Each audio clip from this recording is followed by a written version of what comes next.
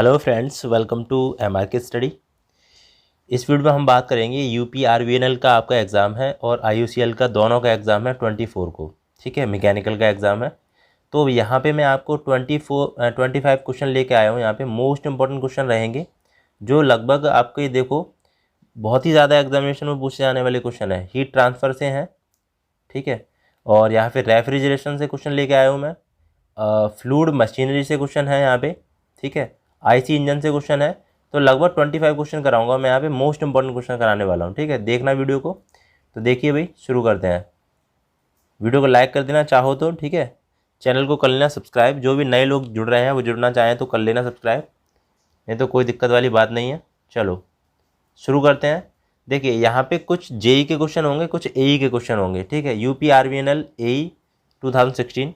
और आप चेक कर लेना पेपर को जाके, अगर आप किसी को विश्वास ना हो रहा हो तो एई के क्वेश्चन चेक कर लेना, ये सेम टू सेम यही क्वेश्चन होंगे, ठीक है। तो जेई के क्वेश्चन एई के क्वेश्चन थोड़ा लेवल होता है अलग अलग थोड़ा सा। जेई में इजी आते हैं, यूपीआरवीएनएल का जेई का जो पेपर होता है बहुत ईजी होता है। बस ये है कि आपको लगभग 20 से 25 न्यूमेरिकल आपको मिलेंगे। वो छोटे छोटे न्यूमेरिकल दे देता है, पूछ लेता है, ठीक है। बाकी क्वेश्चन का पैटर्न वही रहता है, सेम ईजी होता है, कोई दिक्कत वाली बात नहीं। चलो तो यहाँ शुरू करते हैं। देखिए, the ratio of thermal conductivity to the electrical conductivity is equal to. बताइए क्या आंसर हो सकता है इसका। सभी लोगों को आंसर साथ में बताते रहना है, ठीक है। लाइव चैट चल रहा होगा, उसमें सभी को आंसर आपको साथ में बताते रहना है, ठीक है। तो एक बार सभी लोग शेयर भी कर दीजिए जिससे लोग जुड़ें, ठीक है। थोड़ा सही लगता है। अगर लगभग 30 से 40 लोग देख रहे होंगे तो अच्छा लगता है थोड़ा।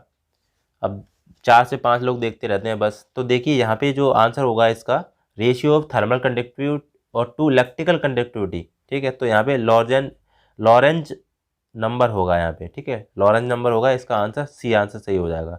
अब यहाँ पे मैं कुछ थ्योरी बता दे रहा हूँ जो इम्पोर्टेंट रहेगा आपके एग्जामिनेशन के लिए। कोई भी नंबर आ जाए तो आप सीधे कर देना, ठीक है। और स्क्रीनशॉट भी ले सकते हो, क्योंकि मुझे पता नहीं जितना वीडियो मुझे बनाने में टाइम लगता है उतना पीडीएफ तैयार करने में लगता है, इसलिए मैं पीडीएफ बाद में तैयार करता हूँ, ठीक है। समय मिल जाता है तो इसलिए मैं पीडीएफ देर से अपलोड कर पाता हूँ। तो यहाँ पे बायोट नंबर देखो, बायोट नंबर होता क्या है, surface convection resistance upon inertia conduction resistance, ठीक है। ये ध्यान रखना, surface convection resistance upon internal conduction resistance होता है। इसको हम ऐसे भी लिखते हैं HL/K सॉलिड के केस में ये बायोट नंबर होता है, ठीक है। अब यहाँ पे बात करते हैं नेसल्ट नंबर की, तो HL/K लिक्विड के केस में होता है यहाँ पे, ठीक है। तो यहाँ पे connective heat transfer upon conductive heat transfer, इसका जो फॉर्मूला होता है वो ये होता है, ठीक है। तो कभी भी आ जाए वो कर सकते हो आप। नसल्ट नंबर, बायोट नंबर, ये सबसे ज़्यादा आता है, एक नंबर तो मिलता ही है इससे। अब आगे देखते हैं पैराडेंटल नंबर। देखिए, पैराडेंटल नंबर जो होता है वो काइनेमेटिक विस्कोसिटी अपॉन कंडक्टिविटी होता है। इसको हम म्यू CP अपॉन K बोलते हैं, ठीक है। यहाँ पे कुछ इंपॉर्टेंट नोट है। अगर प्रेशर की वैल्यू अगर 1 से बहुत कम है, इट मीन धातु द्रव में है, धातु द्रव में हीट फ्लो तेज़ी से होता है, ठीक है। हीट फ्लो तेज़ी से होता है। और अगर प्रेशर की वैल्यू अगर ज़्यादा है, ठीक है, तो ऑयल में हीट फ्लो बहुत धीरे धीरे होता है। तो ये कुछ केस आया था एक बार एग्जामिनेशन में, ठीक है, इस टाइप का। अब देखिए यहाँ पे लॉरेंज नंबर जो अभी मैंने जस्ट बताया था, thermal conductivity upon electrical conductivity, Lorenz number हो गया। सारे नंबर आपको बता दे रहा हूँ, ठीक है। ग्रेसॉफ नंबर देखिए, ध्यान से देखना सभी लोग कि ग्रेसॉफ नंबर जो होता है क्या होता है, बायोंट फोर्स अपॉन विस्कस फोर्स होता है, ठीक है। ग्रेसॉफ नंबर हो गया। रेनॉल्ड्स नंबर आप सब जानते हैं, inertia force upon viscous force होता है, म्यू ρ/VD अपॉन म्यू होता है, ठीक है, रेनॉल्ड्स नंबर। चलिए अब यहाँ पे एक इम्पॉर्टेंट फार्मूला है, मोस्ट इम्पॉर्टेंट है ये, इससे न्यूमेरिकल बनता है, ठीक है, या फिर रिलेशन पूछ भी लेता है।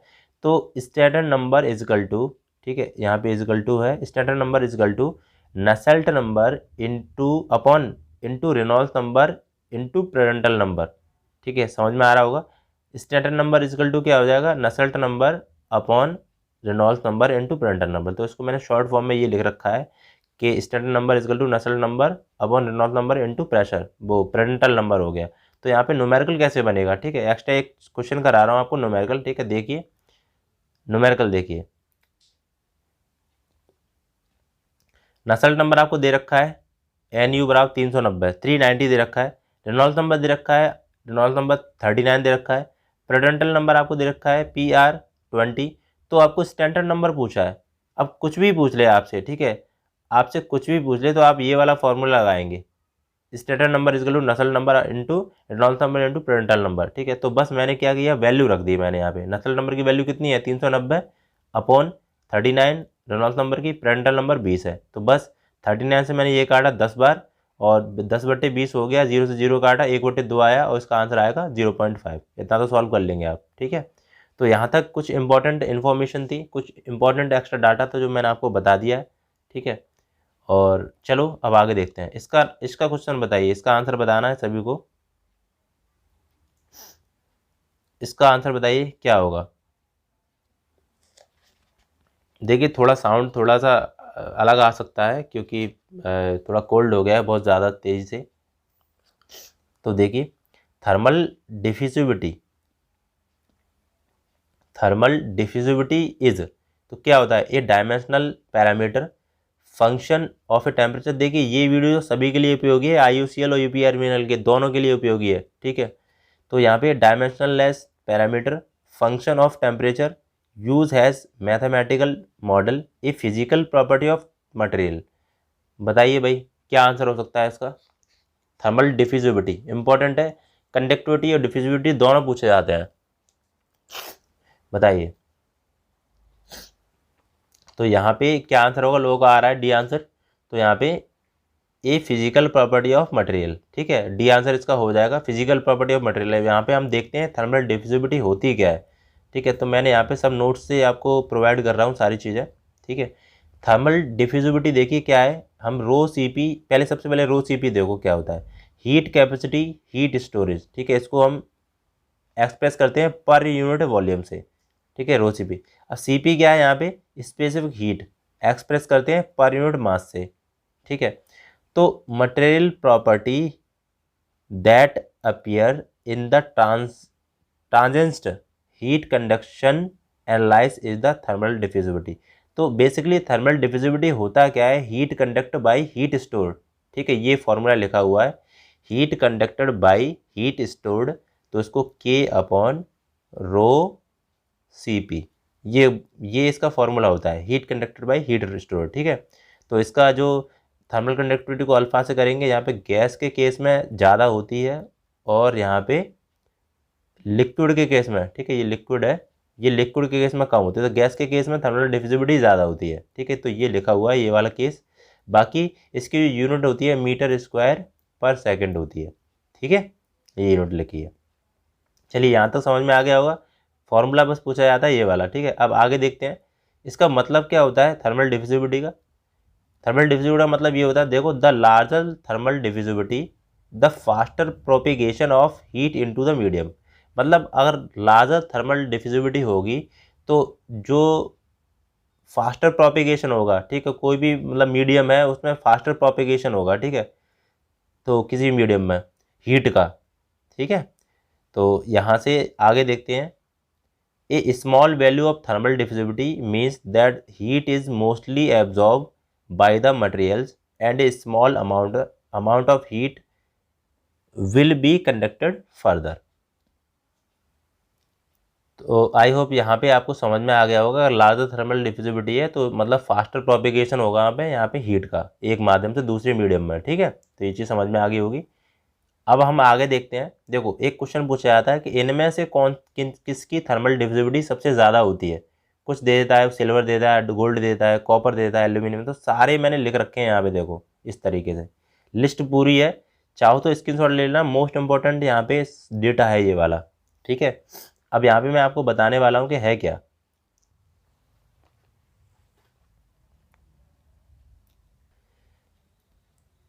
बताइए which substance has minimum value of thermal conductivity. तो थर्मल कंडक्टिविटी की मिनिमम वैल्यू किस में होगी भाई, एयर में होगी या वाटर में होगी, प्लास्टिक में होगी या रबर में। ऐसी पूछ लेता है कि थर्मल डिफ्यूजिविटी की वैल्यू किस में सबसे कम है, तो ये थर्मल कंडक्टिविटी की बात करिए इसमें, ठीक है। तो दोनों तरीके से क्वेश्चन पूछे जाते हैं। तो बताइए भाई, एयर में होगी, प्लास्टिक में होगी, वाटर में होगी या रबर में होगी, जल्दी से बता दीजिए आंसर क्या होगा इसका आंसर, बताइए। तो इसका आंसर होगा एयर, ठीक है। अगर वाटर, प्लास्टिक और रबर के केस में, अगर एयर के केस में लिया है तो एयर की सबसे कम थर्मल कंडक्टिविटी होगी। तो देखते हैं कैसे होगी भाई, ठीक है, ये भी पता करते हैं। आगे देखते हैं यहाँ पे, सबसे पहले थर्मल कंडक्टिविटी का फॉर्मूला देख लेते हैं, क्योंकि आपको न्यूमेरिकल में मतलब न्यूमेरिकल आ जाए तो आप कर सकते हो और रिवीजन भी होता रहेगा यहाँ पे। थर्मल कंडक्टिविटी का फॉर्मूला होता है K is equal to Q D X upon A T two minus T one minus T two, ठीक है। तो यहाँ पे क्या क्या होता है, के होती है थर्मल कंडक्टिविटी, क्यू होता है amount of heat flow, D X होता है thickness of the body, T one minus T two होता है टेम्परेचर डिफरेंस, ए होता है सरफेस एरिया। सॉरी, आगे देखते हैं। अब यहाँ पे आगे क्या है पॉइंट, थर्मल कंडक्टिविटी कुछ डेफिनेशन है वो देखिए। Thermal conductivity of a material is measure of its ability to conduct heat. मतलब ये क्या बताता है आपको, किसी भी मटेरियल में ये हीट को फ्लो बताता है कि हीट की फ्लो कितना हो रहा है, ठीक है। तो बता रहा है कि measure of its ability to conduct heat, ठीक, एबिलिटी बताता है हीट की। तो यहाँ पे दूसरी, एक तो ये होगी डेफिनेशन, दूसरी डेफिनेशन देखिए क्या है, it is the define as the rate of heat transfer through a unit thickness of a material per unit area per unit temperature difference, ठीक है, ये हो गया। तो इसकी यूनिट जो होती है वाट पर मीटर केल्विन होती है, ठीक है। तो ये इंपॉर्टेंट है, ये यूनिट भी इसकी इंपॉर्टेंट है। अब आगे देखते हैं, थर्मल कंडक्टिविटी किस में सबसे ज़्यादा होती है वो देख लेते हैं। देखिए भाई, सबसे ज़्यादा थर्मल कंडक्टिविटी वो होती है वो डायमंड में होती है, ठीक है। ये ज़्यादा है, मतलब ये जो ग्राफ है वो नीचे एरो कम, एरो लगा रहा हूँ मैं, ठीक है, ये कम होती जा रही है, नीचे कम है ऊपर ज़्यादा है, ठीक है। तो डायमंड की सबसे ज़्यादा होती है, उसके बाद सिल्वर की आती है, फिर आती है कॉपर की। तो कोई कोई लोग क्या कहते हैं, यार सिल्वर की होती है, कॉपर की होती है। देखो ऑप्शन देता है, मान लो सिल्वर, कॉपर या एल्यूमिनियम, स्टील दे दिया। देखो समझो पहले बात को, आपको ये वाले ऑप्शन दे दिए चार, अब पूछा किसकी ज़्यादा होती है, तो आपको ये सीरीज पता होगी, ठीक है, तभी तो आप कर पाओगे। वैसे कैसे कर पाओगे, तो याद कर लो, diamond, silver, copper, aluminium, steel, mercury, चार चार करके याद करो। तो डायमंड, सिल्वर, कॉपर, एल्यूमिनियम यहाँ तक, फिर स्टील, मरकरी, ग्लास, फिर एयर, वाटर, आइस, ऐसे याद कर लो। 3 स्टेप में याद हो जाएगी, 10 12 15 बार बोलना, याद हो जाएगी, ठीक है। तो इस तरीके से यही पूछता है। अब सबसे ज़्यादा जो इंपॉर्टेंट क्वेश्चन आता है वो एयर में आता है, वाटर में आता है और आइस में आता है। अब यहाँ पे किसकी सबसे ज़्यादा होगी, ये भी क्वेश्चन बन जाता है। तो सबसे ज़्यादा होती है आइस में, ठीक है, वो सॉरी, यहाँ पे बात करें, देखो सबसे ज़्यादा यहाँ, सबसे कम होगी देखो एयर में, ठीक है, एयर, उसके बाद वाटर आएगा, ठीक है, वाटर, उसके बाद आइस आएगा, इस तरीके से। तो मैंने 1 2 3 लिख दिया है नंबर, देखो 3 इस पे लिखा है, 2 इस पे लिखा है, 1। तो एयर मतलब होगी सबसे यहाँ पे कम, ठीक है। देख लीजिए, वैल्यू भी देख लीजिए, यहाँ पे वैल्यू में पता चल जाएगा, ठीक है। तो ये चीज़ें हो गई, समझ में आ गया होगा, लिख लो। देखो एयर में यहाँ पे सबसे कम होती है। देखो कभी तुमको आइस दे दे, आइस, ठीक है, वाटर दे दे और एयर दे दे। अब पूछे किसकी सबसे ज़्यादा या सबसे कम है, तो देखो आइस की है वो सबसे ज़्यादा है, ठीक है, आइस की यहाँ पे सबसे ज़्यादा होगी। उसके दूसरे केस में होगी वाटर की और फिर एयर की होगी। तो ये वाली वैल्यू है ना, ये वाली वैल्यू, ये स्क्रीनशॉट कर लो आप, इससे पता चल जाएगा, ठीक है। समझ में आएगा, आइस की ज़्यादा होगी, फिर वाटर की आएगी, फिर सबसे कम एयर की हो जाएगी। समझ में आ गया। तो वैल्यू से भी चेक कर सकते हो आप इस तरीके से। तो डायमंड की होगी सबसे ज़्यादा 2300। चलो अब आगे देखते हैं। तो यहाँ पे मैंने देखो लिख रखा है, एयर की कितनी होती है, एयर की होती है यहाँ पे 0.024, वाटर की ये होती है और यहाँ पे आइस की होती है। तो मैंने लिख रखी है एयर, वाटर और आइस। चलो आगे देखते हैं, इसका आंसर बताइए सभी लोग, क्या आंसर हो सकता है। मोस्ट इंपॉर्टेंट है, देखो एसएससी जेई में पूछा गया है, यूपी पीएससी एई मैकेनिकल में पूछा गया है, उत्तराखंड जेई में पूछा गया है, इसलिए ये मैंने क्वेश्चन लिया है और काफ़ी बार आता है ये क्वेश्चन, ठीक है, सीधे पूछ लिया जाता है। तो critical thickness of insulation of spherical is given by, critical thickness of insulation जो होता है स्फेरिकल के केस में, ठीक है, स्फेरिकल मतलब गोला, हिंदी में बोलते हैं गोला, ठीक है। क्या फॉर्मूला होता है इसका, कोई बताएगा? 4/3 पाई आर क्यू, बताना, ठीक है, सही है कि नहीं, गलत, गलत है या सही है? 4/3 पाई आर क्यू होता है या फिर और कुछ होता है? इसका गोले का जो वॉल्यूम होता है वो कितना होता है, बताना, ठीक है। बाकी देखो, critical thickness of insulation sphere is given by, तो क्या होगा इसका आंसर बताइए। क्वेश्चन नंबर 4 का आंसर बताइए सभी लोग, क्या होगा? तो देखो इसका आंसर होगा 2K/h, ठीक है। स्फीयर की केस की बात कर रहा हूँ मैं, 2K/h होता है। तो यहाँ पे हम देख लेते हैं कि क्या क्या है। देखिए यहाँ पे क्या है कि कोई वायर बनाया जाता है, ठीक है, वहाँ पे एक इंसुलेशन लगाया जाता है दोनों तरफ। देखो जैसे मान लो कि ये देखो ये एक एक ये गोला है, ठीक है, यहाँ पे ये भी है, तो उसके बीच में क्या है, इंसुलेशन, ठीक है, इंसुलेशन बॉडी होती है। तो यहाँ पे पूछा जाता है कि क्रिटिकल थिकनेस ऑफ इंसुलेशन, तो यहाँ पे देखो क्रिटिकल थिकनेस ऑफ इंसुलेशन जो है वो स्फीयर के केस में होगी, वो 2K/h होगी, ठीक है, 2K/h होगी स्फीयर के केस में। और सिलेंडर के केस में बात करी जाए तो K/h होगी, ठीक है, सिलेंडर के केस में K/h। तो K क्या है, थर्मल कंडक्टिविटी है, और H क्या है, यहाँ पे स्मॉल h है, ठीक है, conventional heat transfer coefficient.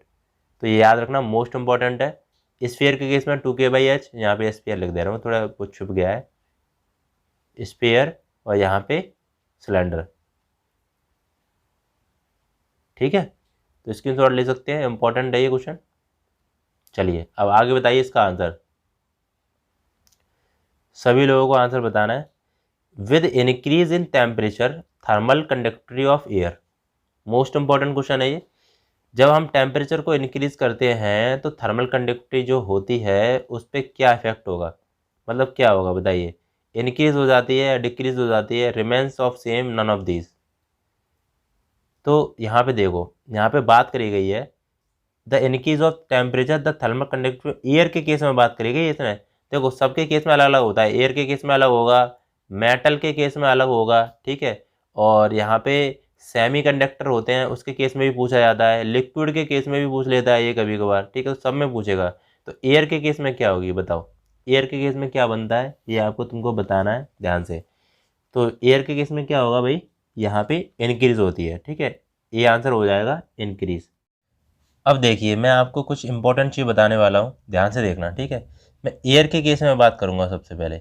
Air के केस में अगर मैं बात करूँगा तो थर्मल कंडक्टिविटी प्रोपोर्शनल होती है अंडर रूट में T/m की, ठीक है। T यहाँ पे टेम्परेचर है, ठीक है, M यहाँ पे मास है, ठीक है, ये चीज़ होगी यहाँ पे। अब देखो जैसे अगर M में बढ़ा रहा हूँ, ठीक है, जैसे मान लो कि M में घटा रहा हूँ, ठीक है, ये घटाने का चिन्ह है, ठीक है, नीचे में कर रहा हूँ तो घटाने का चिन्ह, M अगर मैं घटा रहा हूँ तो इट मीन्स क्या होगा, यहाँ पे टेम्परेचर में बढ़ा रहा हूँ, ठीक है, टेम्परेचर बढ़ रहा है ना, टेम्परेचर बढ़ेगा तो क्या होगा, K होगी यहाँ पे वो बढ़ेगी। तो याद रखना कि टेम्परेचर जब मैं बढ़ा रहा हूँ तो थर्मल कंडक्टिविटी बढ़ेगी एयर के केस में, और M होगा, मास होगा, वो घटेगा, ठीक है, वो कम होगा। तो ये बस याद रखना, K प्रोपोर्शनल होता है अंडर रूट में K/m, ठीक है, ये एक केस हो गया। दूसरा हम केस की बात करते हैं लिक्विड के केस में, लिक्विड के केस में बात करते हैं, ठीक है। तो ये यहाँ पे K प्रोपोर्शनल होता है 1/T के, या हो सकता है यहाँ पे K प्रोपोर्शनल 1/√m की। तो ये है, यहाँ से आप क्या निकाल सकते हो, ठीक है, टेम्परेचर आप बढ़ाओगे तो थर्मल कंडक्टिविटी क्या होगी, घटेगी, ठीक है, ये हो गया। या फिर अगर मास आप बढ़ाओगे, ठीक है, मास यहाँ पे बढ़ा रहे हो तो थर्मल कंडक्टिविटी यहाँ पे घट रही है। तो ये दोनों केस यहाँ पे लिक्विड का हो गया, गैस का बता दिया मैंने, ठीक है। अब सॉलिड के केस में बता रहा हूँ, जैसे सॉलिड मेटल होते हैं, सॉलिड अगर मेटल है आपके पास तो सॉलिड मेटल में जो होता है वो K प्रोपोर्शनल होता है 1/T के। इट मीन्स अगर आप टेम्परेचर यहाँ पे बढ़ा रहे हो तो थर्मल कंडक्टिविटी क्या होगी, वो भी घटेगी, ठीक है। ये जो एरो हैं ये कम और ज़्यादा के हैं, ठीक है, ये ध्यान रखना, नहीं समझ नहीं पाओ, ठीक है। तो ये केस हो गए, ये इंपॉर्टेंट केस हैं सारे। चलो तो बाद में देख लेना वीडियो को ध्यान से, दोबारा देखना चाहो क्योंकि यहाँ पे स्क्रीनशॉट भी ले सकते हो। चलो अब आगे देखते हैं। देखिए ये क्वेश्चन आप सभी लोग करके दिखाओ ईमानदारी से, बहुत बार कराया है मैंने ये इस टाइप का क्वेश्चन। ये वाटर हीटिंग हीट पंप सब यहाँ पे एब्स्ट्रैक्टिंग 10 kilowatt of heat from the atmospheric requires 2 kilowatt of power input, the COP of heat pump is. बताइए, एक पानी गर्म करने वाला ऊष्मा पंप वायुमंडल से 10 किलोवाट ऊष्मा चूसित करता है। इसके लिए 2 किलोवाट इनपुट शक्ति की आवश्यकता होती है। इस ऊष्मा पंप को की COP है। बताइए, COP ऑफ हीट पंप, ठीक है, आपको फाइंड करना है। आपको डेटा दे रखा है क्या, बताइए, 5 होगा या फिर 6 होगा, 7 होगा। आपको देखो, मैं यहाँ पे आपको देता हूँ 10 सेकंड दे रहा हूँ, ठीक है, जल्दी बताइए। 10 सेकंड में आपको आंसर बताना है क्या होगा, जल्दी बताओ। 10 सेकंड लायक ही है सवाल, ठीक है। तो कुछ लोग बता रहे हैं आंसर, ठीक है, बताओ। तो इसका आंसर देखो क्या होगा, 5 होगा, ठीक है, 5 आंसर होगा। कैसे होगा, यहाँ पे देखो, मैं यहाँ पे कराता हूँ इसको सवाल को। यहाँ पे जो दे रखा है डेटा, वो आपको क्यू रिजेक्टेड दे रखा है 10 किलोवाट, ठीक है, और डब्ल्यू दे रखा है आपको, वर्क दे रखा है 2 किलोवाट। तो COP जो हीट पंप की होती है वो क्या होती है, QR/W तो होता है, ठीक है। QR कितना है, 10 और बटे 2 5, ठीक है। ये 5 आंसर आ गया। एक फॉर्मूला और बता दूं यहाँ पे, COP heat pump is equal to COP refrigerator plus 1, ठीक है, ये होता है is equal to 1 efficiency of heat engine, ठीक है, ये भी होता है। तो तीनों में एक रिलेशन का क्वेश्चन आता है। अगर देखो, अगर मिलेगा मुझको, मैं कराऊंगा आपको ज़रूर, ठीक है। पर लेकिन ज़्यादातर केस में ये वाला जो है ना, ये वाला रिलेशन इतना, ये पूछा जाता है, ठीक है। लेकिन कभी कभी पूरा भी आ जाता है, पूरा रिलेशन आ जाता है। जैसे मान लो कि COP हीट पंप दे दिया आपको, इफिशियंसी ऑफ हीट इंजन पूछ रहा है, तो ये वाला रिलेशन आप लगा दोगे, ठीक है, समझ में आ गया। करवाऊंगा इस टाइप का क्वेश्चन मैं आपको। चलिए अब आगे देखते हैं। क्वेश्चन नंबर 7 का आंसर आपको बताना है। अब जल्दी जल्दी बताइए, ठीक है, सभी लोग जल्दी जल्दी बताइए आंसर क्या होगा, वीडियो बहुत बड़ा हो जाता है, ठीक है। बताइए, the commonly use refrigerator in domestic refrigerator is. तो घरेलू में आमतौर पर इस्तेमाल किया जाने वाला रेफ्रिजरेटर है, बताइए, रेफ्रिजरेंट कौन सा होता है। तो घरेलू में जो यूज़ होने वाला रेफ्रिजरेंट होता है, क्या होता है बताइए, CO2 होता है, फिर नाइट्रोजन होता है, फिर R1334A होता है, या अमोनिया होता है। तो इसका जो करेक्ट आंसर है वो क्या होगा, C आंसर होगा, ठीक है, R134A। चलिए नेक्स्ट क्वेश्चन बताइए, मोस्ट इंपॉर्टेंट है ये क्वेश्चन। इसके मैं 4-5 आंसर बताऊंगा आपको, ठीक है। 1 ton refrigeration is equal to, most important है, बहुत बार आता है ये क्वेश्चन, ठीक है। तो 1 टन रेफ्रिजरेशन जो होता है वो क्या होता है, इसका आंसर सभी लोग बताएंगे। 620 किलो जूल पर मिनट, 420 किलो जूल पर मिनट, 210 किलो जूल पर मिनट, या फिर 21 किलो जूल पर मिनट। UPRVNL JEE 2016 में पूछा गया क्वेश्चन है। 16 और 14 का ही क्वेश्चन लेके आया हूँ मैं अभी, ठीक है। और भी मोस्ट इंपॉर्टेंट क्वेश्चन मिलेंगे। ये क्वेश्चन सब पूछे जाते हैं, सब में एग्जाम में पूछे जाते हैं, ठीक है। तो ये मत सोचा करो कि मतलब IUCL का वीडियो होगा तो मैं IUCL का ही देखूंगा, ठीक है। मैकेनिकल क्वेश्चन है, सब में पूछे जाते हैं। भाई ये देख लो कि तुमको देखना क्या है, रेफ्रिजरेशन के देखना। अब मिक्स क्वेश्चन करा रहा हूँ तो मज़ा आ रहा होगा, ठीक है, मिक्स क्वेश्चन जरूरी है। और मुझे बता देना, देखो मैं कल से टेस्ट करने की कोशिश कर रहा हूँ, आपको कम से कम 25 क्वेश्चन के टेस्ट करवाऊंगा मैं। अब बता दो, संख्या बढ़ानी है, जैसे 50 क्वेश्चन का कराना है तो 50 क्वेश्चन, बस आपको आंसर बताते रहना है, उसमें टेस्ट करवाऊंगा, ठीक है। बता देना मुझे टेस्ट करवाना है कि नहीं करवाना। बाकी देखिए, 1 टन रेफ्रिजरेशन होता है, इसका 210 किलोजूल पर मिनट होता है, ठीक है। अब यहाँ पे देखो, इसके बहुत सारे आंसर होते हैं 1 टन रेफ्रिजरेशन के, तो वो ध्यान रखने हैं आपको, स्क्रीनशॉट ले लेना है पूरा, ठीक है। तो देखो यहाँ पे 1 टन रेफ्रिजरेशन जो होता है वो इसके 4 आंसर होते हैं, 1 2 3 4। ये चारों कभी ये देता है तो कभी ये देता है, कभी ये देता है तो कभी ये देता है। सबसे ज़्यादा जो पहले आता था वो ये आता था, 1 टन रेफ्रिजरेशन 3.5 किलोवाट। फिर उसके बाद आने लगा 210 सबसे ज़्यादा। तो जेई पोस्ट पे पूछा जाता है, जेई पोस्ट पे। अब AE पोस्ट पे वो आने, ये वाले पूछते हैं। अब ये भी जेई पोस्ट पे पूछने लगा है, ठीक है। तो याद कर लो, 1 ton refrigerator 200 British thermal unit per minute होता है। TR मतलब 1 ton equal to 50 kilo calorie per minute होता है। 1 टन रेफ्रिजरेशन होता है 210 किलो जूल पर मिनट होता है। 1 टन रेफ्रिजरेटर होता है 3.5 किलोवाट होता है। ठीक है, तो ये सारे 1 टन रेफ्रिजरेशन की वैल्यू है। ठीक है, याद कर लेना, स्क्रीनशॉट ले लेना, और यहाँ पे मैं लिख दे रहा हूँ। ठीक है, अरे चलो लिखा तो है 1 TR। ठीक है, 1 TR लिखा है, इंपॉर्टेंट है। चलो नेक्स्ट इसका आंसर बताइए सभी लोग, क्या होगा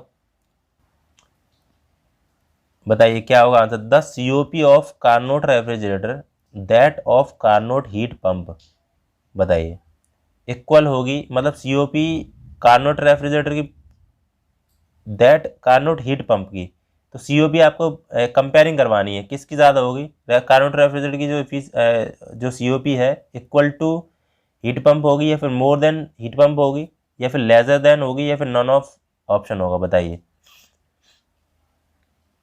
तो यहाँ पे COP कार्नोट रेफ्रिजरेटर की जो होती है वो लेसर देन हीट पंप होती है। ठीक है, तो मैं यहाँ पे लिख दे रहा हूँ COP refrigerator lesser than COP heat pump. ठीक है, ये हो गया, यहाँ पे याद रखना इंपॉर्टेंट। और चलो आगे देखते हैं, तो लेसर देन C इसका आंसर हो जाएगा। चलिए नेक्स्ट देखते हैं आगे। इस क्वेश्चन का आंसर बताइए।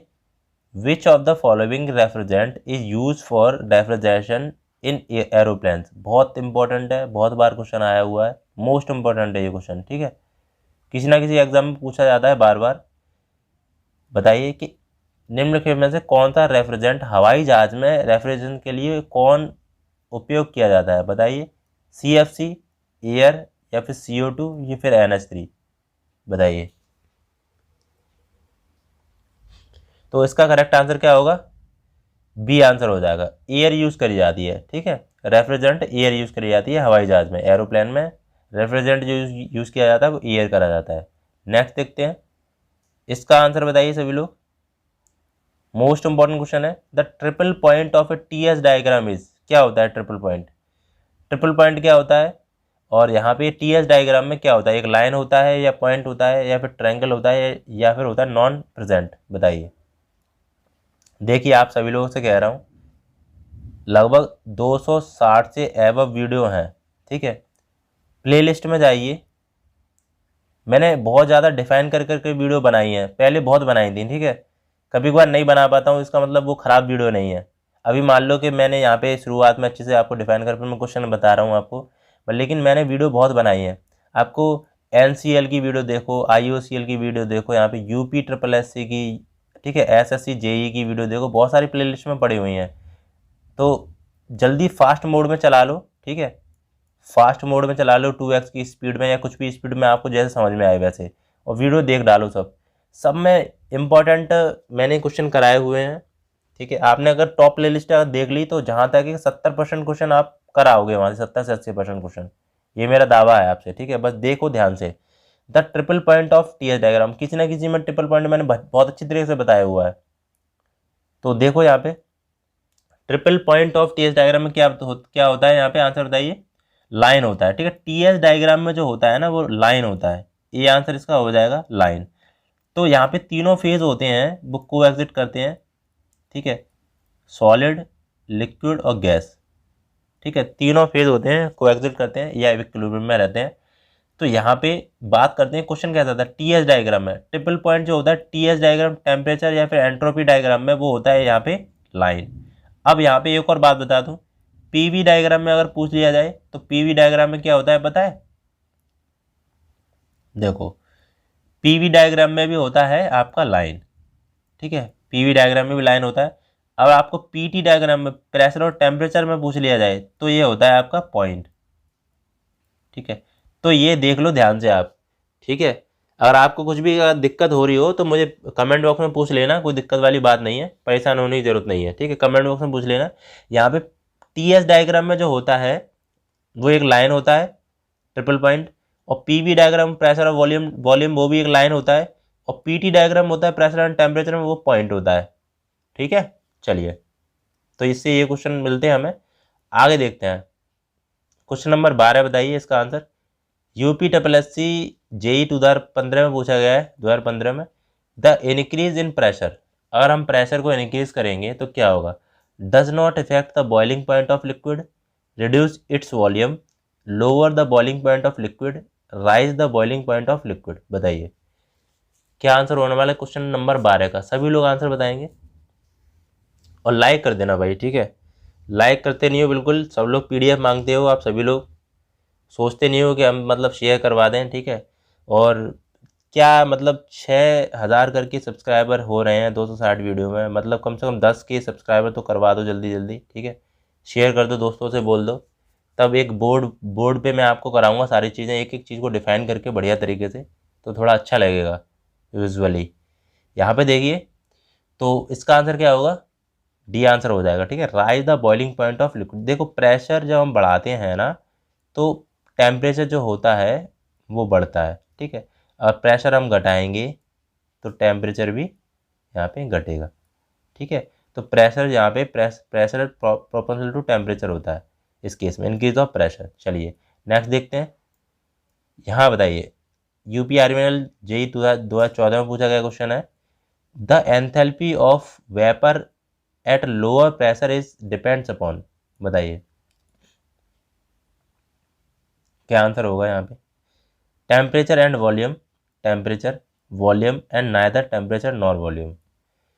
Enthalpy of vapour lower pressure is depends. बताइए क्या आंसर होगा, जल्दी जल्दी बताओ, ठीक है। टाइम नहीं हुआ है इसलिए मैं खुद नहीं चाहता कि मतलब 25 क्वेश्चन में आपको मैं 50 मिनट लगा दूं, कोई मतलब तो नहीं निकलता।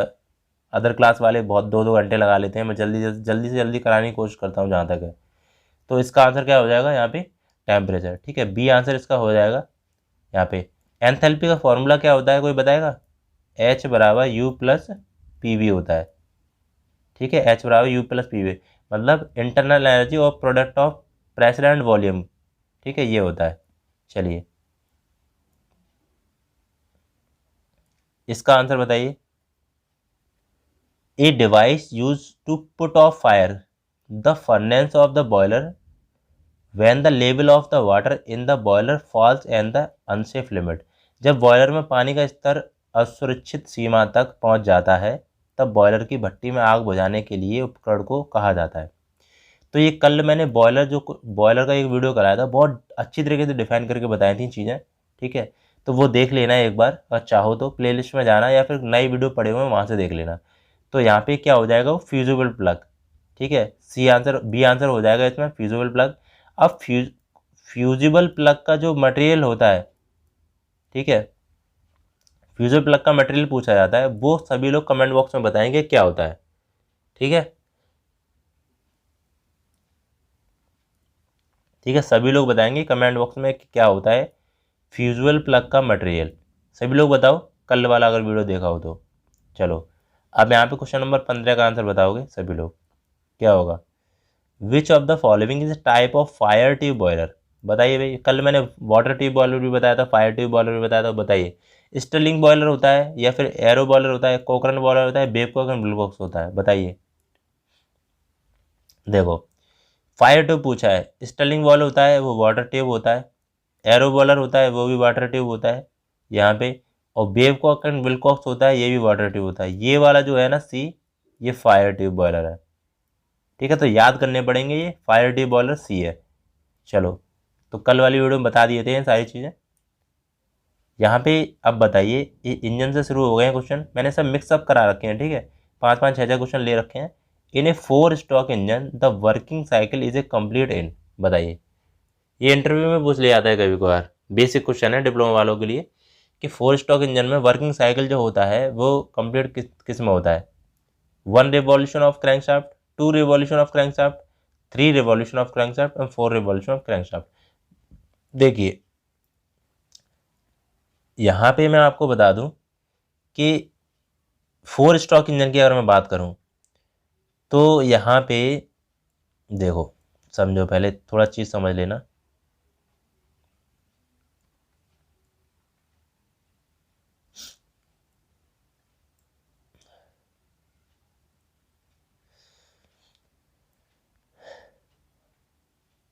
देखिए ये क्रैंक होती है यहाँ पे, ये कनेक्टिंग, ये यहाँ पे क्या है, कनेक्टिंग रॉड है, ठीक है। ये क्रैंक पिन है। तो यहाँ पे देखो मैं आपको एक चीज़ बता दूँ, ये कह रहा है कि 4 स्ट्रोक इंजन में, तो फिर 4 स्ट्रोक में इंजन में 2 रिवॉल्यूशन ऑफ क्रैंक शाफ्ट होती है। ये जो क्रैंक शाफ्ट है ना वो 2 रिवॉल्यूशन करेगी, एक बार फिर 2 बार।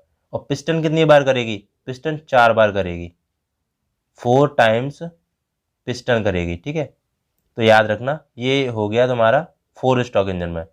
अब 2 स्ट्रोक इंजन की अगर बात करूँ मैं, 2 स्ट्रोक इंजन की, तो आप सभी लोग कमेंट बॉक्स में बताना 2 स्ट्रोक इंजन में क्या होता है। 1 रिवॉल्यूशन ऑफ क्रैंक शाफ्ट होता है। ठीक है, और पिस्टन कितनी बार टू एंड फ्रो करेगा ऊपर नीचे? वो 2 बार करेगा। ठीक है, ये 1 रिवॉल्यूशन हो गया क्रैंक शाफ्ट का। ठीक है, और पिस्टन का कितनी बार हो जाएगा? पिस्टन का 2 बार हो जाएगा। समझ में आ गया होगा यहाँ तक। चलिए क्वेश्चन नंबर 17 बताइए, इसका आंसर क्या होगा। An air standard auto cycle consist of. Air standard auto cycle consist of क्या होता है? Constant volume combustion, isothermal heat addition, combustion process partly at constant volume and partly constant pressure and constant pressure heat reaction. बताइए, most important है। Auto cycle होता है constant volume combustion. ठीक है, यहाँ पे आंसर हो जाएगा कांस्टेंट वॉल्यूम कंबशन, ये आंसर हो जाएगा। ठीक है, अब यहाँ पे बात करते हैं हम ऑटो साइकिल की। तो ऑटो साइकिल बेसिकली देखो, ऑटो साइकिल जो होता है वो एसआई इंजन के लिए होता है। एसआई इंजन के लिए, एसआई इंजन क्या होता है? Spark ignition engine. ठीक है, स्पार्क इग्निशन इंजन होता है। और ये क्या होते हैं? पेट्रोल इंजन होते हैं। ठीक है, पेट्रोल इंजन होते हैं। और इसका जो कंप्रेशन रेशियो होता है, सीआर कंप्रेशन रेशियो होता है, वो होता है 6:10। इतनी बात क्लियर हो गई यहाँ तक। अब हम आगे देखते हैं कांस्टेंट वॉल्यूम पे। ठीक है, पीवी डायग्राम बनाएंगे हम। पीवी डायग्राम,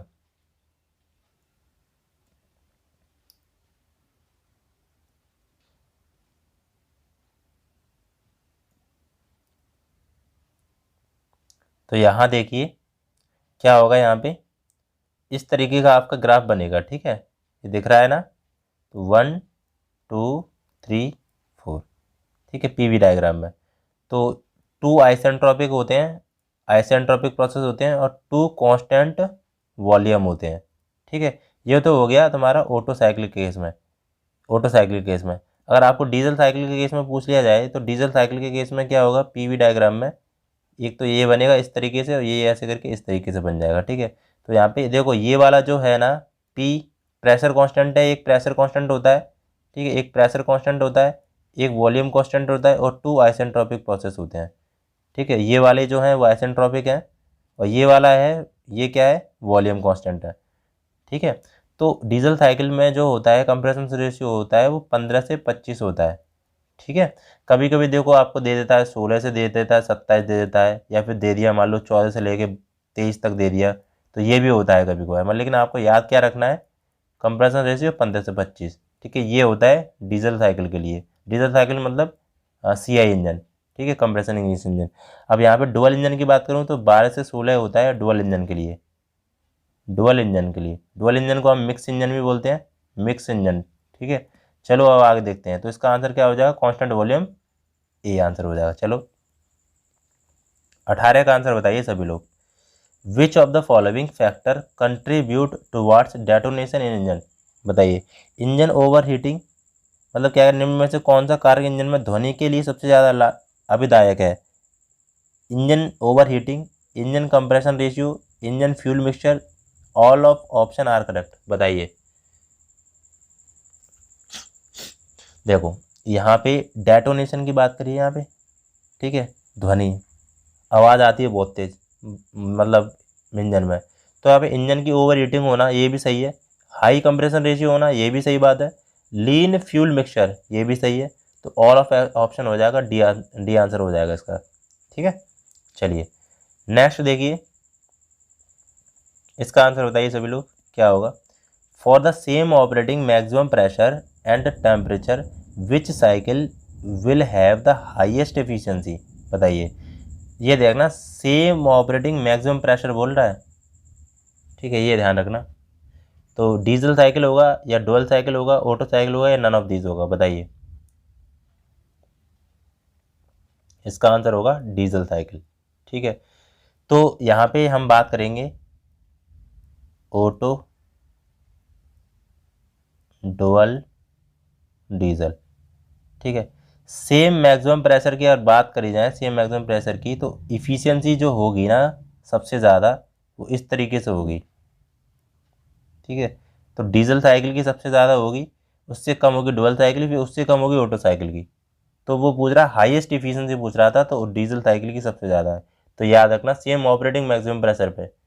ठीक है, सेम इफिशियंसी पे पूछ लिया जाए, अगर देखो मान लो कि अगर आपको इफिशियंसी का सेम दे दिया जाए सब में, तब पूछा जाए कि ऑटो साइकिल की इफिशियंसी ज़्यादा होगी डीजल साइकिल, तो तब केस क्या बनेगा, ऑटो, डुअल इंजन, डुअल और डीजल। ठीक है, तब इसमें ऐसे करके बनेगा। ठीक है, तब अगर हम कंपेयरिंग करें डीजल साइकिल की और ऑटो साइकिल की, तो सेम इफिशियंसी पे तो ऑटो साइकिल की इफिशियंसी सबसे ज़्यादा होती है, फिर उससे कम होती है तुम्हारी इससे डुअल साइकिल की, उससे कम होती है डीजल साइकिल की। ठीक है, यही क्वेश्चन पूछे जाते हैं इंटरव्यू में।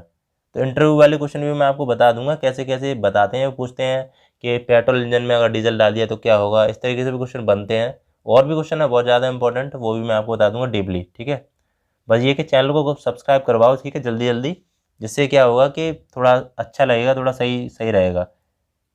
चलो, ये क्वेश्चन का मैंने आंसर बता दिया था पहले। देखिए, what is the other name of dual cycle, बताइए। Other name of dual cycle क्या होता है, मिक्स साइकिल। डी आंसर उसका हो जाएगा डुअल साइकिल का। तो यहाँ पे चलिए नेक्स्ट क्वेश्चन देखते हैं। क्वेश्चन नंबर 21 बताइए, मोस्ट इंपॉर्टेंट क्वेश्चन है। ए पेल्टन टर्बाइन इज एन, बताइए पेल्टन टर्बाइन जो होती है वो कैसी होती है, रेडियल फ्लो टर्बाइन होती है, या फिर एक्सियल फ्लो टर्बाइन होती है, मिक्स फ्लो टर्बाइन होती है, फिर इम्पल्स फ्लो टर्बाइन होती है, बताइए। बताइए सभी लोग, इसका आंसर होगा इम्पल्स फ्लो टर्बाइन। ठीक है, इम्पल्स फ्लो टर्बाइन होता है इसका आंसर। पेल्टन टर्बाइन आपने सभी देखी होगी। ठीक है,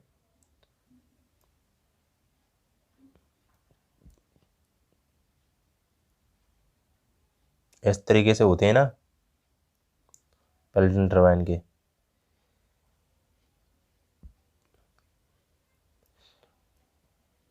इस तरीके से यहाँ पे क्या है, तो इस तरीके से होता है। ठीक है, पेल्टन इम्पल्स फ्लो टर्बाइन होती है। चलो आगे देखते हैं, बताइए इसका आंसर बताइए। The overall efficiency of hydraulic turbine is the ratio of, most important है क्वेश्चन सॉरी, बताइए। यहाँ पे क्या है, water power to shaft power, shaft power to the water power, bucket power to shaft power, shaft power to bucket power, बताइए। तो इसका answer क्या होने वाला है, सही आंसर हो जाएगा shaft power to water power. तो shaft power to water power होती है वो हाइड्रोलिक इफिशियंसी होती है। यहाँ पे कुछ चीज़ें मैं आपको बता दे रहा हूँ, ठीक है, ध्यान से देखना। यहाँ पे हम मैकेनिकल इफिशियंसी की अगर बात करें, ठीक है, मैकेनिकल इफिशियंसी मैं यहाँ पे कैसे लिखूँ, ठीक है, यहाँ पे ऐसे तरीके से लिख दे रहा हूँ। मैकेनिकल इफिशियंसी की बात करूँ तो यहाँ पे होता है shaft, SHAFT, shaft power upon runner power. ठीक है, runner power, shaft power to runner power होगा मैकेनिकल इफिशियंसी। और हाइड्रोलिक अगर इफिशियंसी की बात करी जाए तो runner power upon water power होती है। ठीक है, वाटर पावर होती है। इस तरीके से क्वेश्चन पूछे जाते हैं। बाकी ओवरऑल इफिशियंसी अगर बात करी जाए तो ओवरऑल इफिशियंसी होती है hydraulic efficiency into mechanical efficiency. ये भी यहाँ पे क्वेश्चन बनता है। ठीक है, आगे देखिए, मोस्ट इंपॉर्टेंट क्वेश्चन है ये भी, बताइए क्या आंसर होगा। A large vessel containing gas off density rho under pressure releases a jet of the gas velocity v form an ideal area a on its side, the reaction phase force on the vessel is। जब आप पढ़ रहे होंगे fluid machine का पहला chapter, ठीक है, तब आता है ये क्वेश्चन, बहुत ज़्यादा इंपॉर्टेंट है। तो क्या होगा यहाँ पे, इस तरीके से बनता है। ठीक है, प्लेट में आपके सामने प्लेट होती है एक, ठीक है, इस तरीके से बनता है। तो बताइए क्या होगा, तो रो ए वी स्क्वायर होता है। रो ए वी से इस पर न्यूमेरिकल भी आता है, इंपॉर्टेंट है। डी आंसर इसका हो जाएगा। आगे देखते हैं, बताइए भाई क्या आंसर होगा। Overall efficiency of hydraulic turbine is, hydraulic efficiency of turbine ये volumetric efficiency of turbine, mechanical efficiency of turbine. तो ओवरऑल एफिशिएंसी का फॉर्मूला क्या होगा इसमें से आपको बताना है, ठीक है, बताइए। ए आंसर होगा या फिर बी होगा या फिर सी होगा या डी होगा, बताइए। सीधे पूछ लिए जाते हैं, ये क्वेश्चन इंपॉर्टेंट है। तो ओवरऑल एफिशिएंसी का फॉर्मूला क्या होगा यहाँ पे, ये होगा है हाइड्रोलिक एफिशिएंसी, वॉल्यूमेट्रिक एफिशिएंसी या मैकेनिकल एफिशिएंसी। ए आंसर इसका हो जाएगा। आगे देखते हैं 25 क्वेश्चन, बताइए। In centrifugal pump cavitation is reduce by. Centrifugal जो पंप होता है उसमें कैविटेशन होती है, उसको कैसे रिड्यूस कर सकते हैं आप, बताइए। सबसे पहले जो कैविटेशन होता है मैंने आपको बहुत बार बताया है, ठीक है।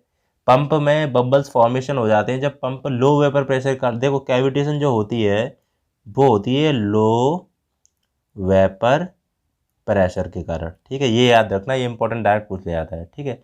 इसको कम कैसे कर सकते हैं, रिड्यूस सक्शन हेड, ठीक है। बी आंसर इसका हो जाएगा, रिड्यूस सक्शन हेड को हम रिड्यूस करके। तो ये चीज़ें हो गई। बाकी कैविटेशन होता क्या है कि कैविटेशन में क्या होता है कि जो पंप जो होता है ना, बहुत बार मैं जैसे बता चुका हूँ मैं, लेकिन ये बता दे रहा हूँ। इस तरीके से ये आउटलेट पाइप है, ये इनलेट पाइप है। यहाँ पे देखो मान लो पानी भरा है, ठीक है। यहाँ से लो वेपर प्रेशर अगर होता है आपका, एटमॉस्फेरिक प्रेशर जो होता है उससे कम होता है लो प्रेशर। तो लो प्रेशर अगर है एटमॉस्फेरिक प्रेशर से, तो यहाँ पे क्या है कि जिसका जो सक्शन होगा, ठीक है, वाटर का सक्शन होगा तो वो बबल्स फॉर्मेशन होगा, ठीक है। देखा होगा कभी बबल्स फॉर्मेशन में होगा यहाँ पे, तो बबल्स होंगे वो फूट जाएंगे, ठीक है। बबल्स फूटेंगे यहाँ पे तो स्ट्राइक करेंगे यहाँ पे ब्लेड्स पे, और इसके यहाँ पे क्या कहते हैं सरफेस पे, तो वो फूट जाएंगे, ठीक है। तो बहुत तेज़ी से फूटेंगे तो फूटने से चटाक चटाक की आवाज़ होगी अंदर, और वो क्या करेंगे स्ट्राइक करेंगे और उसकी सरफेस को ख़राब कर देंगे, पाइप की सरफेस को या ब्लेड को ख़राब कर देंगे। इसी घटना को हम कैविटेशन बोलते हैं। तो कभी कैविटेशन इंटरव्यू में पूछ लिया तो इस तरीके से तुम बता सकते हो अच्छी तरीके से, कोई दिक्कत नहीं है, ठीक है। तो ये हो गया, इंटरव्यू में बहुत बार पूछा गया है कैविटेशन क्या है, IUCL में तो पूछ लिया जाता है कि कैविटेशन क्या है, ठीक है। तो ये कैसे कम कर सकते हैं इसको, ठीक है। और भी पूछ लिए जाते हैं कि वाटर हैमर क्या होती है, ठीक है, वाल्व कितने प्रकार के होते हैं, इस तरीके से क्वेश्चन पूछ लिए जाते हैं। तो आगे यहाँ तक देखो, मैंने 25 क्वेश्चन आपको करा दिए हैं। बाकी बताना भाई वीडियो कैसा लगा आपको, क्वेश्चन सही लगे कि नहीं लगे, आपको रोज़ करा दें, ठीक है। एक टेस्ट करा दें आपको, ठीक है। 24 तक आपको एग्ज़ाम है तो टेस्ट करा दें दोनों का मिक्स, ठीक है। UPRVNL का और IOCL का दोनों का मिक्स का टेस्ट करा दे रहे हैं अब रोज़ के। तो भाई वीडियो को लाइक करके जाना, ठीक है। वीडियो को लाइक कर देना, चैनल को कर लेना सब्सक्राइब बाद में, क्योंकि ये भी ज़रूरी है। और बेल आइकन को भी प्रेस कर दें जिससे नोटिफिकेशन आपको मिलती रहेगी, ठीक है। तो चलिए, और कोई भी आपका सवाल है तो आप पूछ सकते हैं, ठीक है। मैं आपको आंसर दे दूंगा कमेंट बॉक्स में बाद में, ठीक है। चलिए, तो मिलते हैं, जय हिंद जय भारत, नेक्स्ट वीडियो मिलते हैं, ठीक है।